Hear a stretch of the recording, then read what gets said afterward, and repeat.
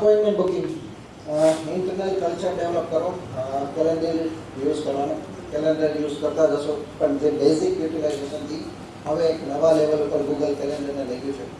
તો એનું યુટિલાઇઝેશન જો તમે પ્રોપર કરતા હશો તો ટીમથી લઈ, ડૉક્ટરથી લઈ, તમારા વેન્ડરથી લઈ બધાને તમે સિંક કરી અને કામ બહુ ઇઝી કરી શકો. તમે કોઈ બી વસ્તુ કરો છો તો તમારું એડ્રેસ બુકથી લઈ નોટિફિકેશન આ ફીચર્સ બધાને ખ્યાલ છે.